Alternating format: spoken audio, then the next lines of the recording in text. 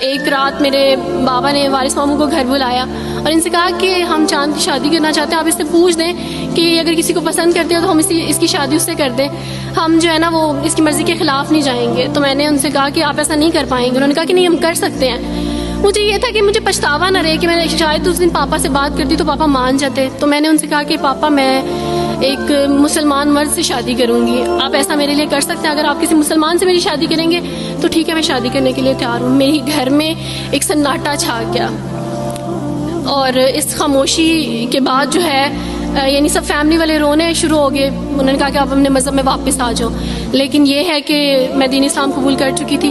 آپ یقین جانیں جس طرح لوگ مختلف ہیں اسی طرح ان کے مسائل بھی مختلف ہیں. مجھے مینٹلی بے انتہا ٹارچر کیا گیا. مینٹلی مجھے یعنی اس چیز کا احساس دلوایا گیا کہ ماما پاپا روتے ہیں. میرے پاپا نے آپ یقین جانیں خود کو پھانسی لگانے کی کوشش کی میری آنکھوں کے سامنے.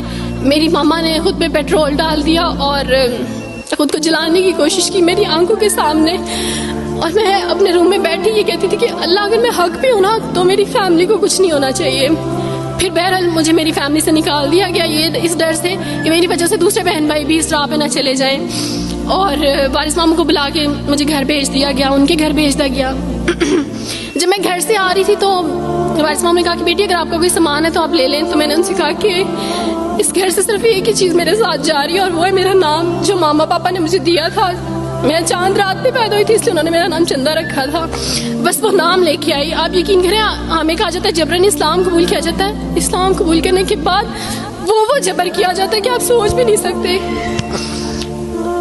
آپ کو اپنے ماں باپ سے یہی ملنے نہیں دیا جاتا, آپ کو اپنے ہی چھوٹے بہن بھائیوں کے پاس نہیں جانے دیا جاتا.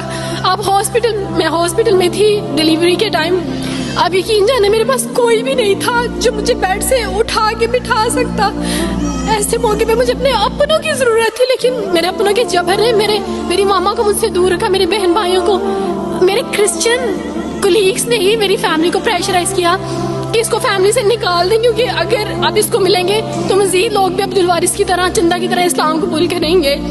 میں نا ہاسپٹل میں لوگوں سے کہتی تھی کہ مجھے بیڈ سے اٹھا کے بٹھا دیں, سیزیرین کے بعد میں اٹھ نہیں سکتی, میرا بیبی رو رہا ہے, کوئی مجھے بیبی پکڑا سکتا ہے. آئیڈیا ہی نہیں تھا ہاسپٹل میں کیا کیا لے کے جاتے ہیں. میرے پاس ایک ایسا دوپٹہ نہیں تھا جو میں چینج کر سکتی. ایسے موقعوں پہ آپ یقین جانے آزمائش اور جبر اسلام قبول کرنے کے بعد ملتا ہے.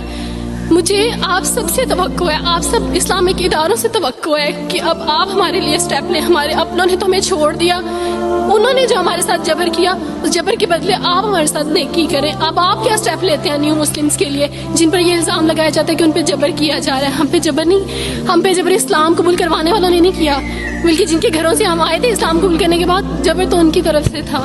ابھی کٹے بیٹھ کے روئیں گے.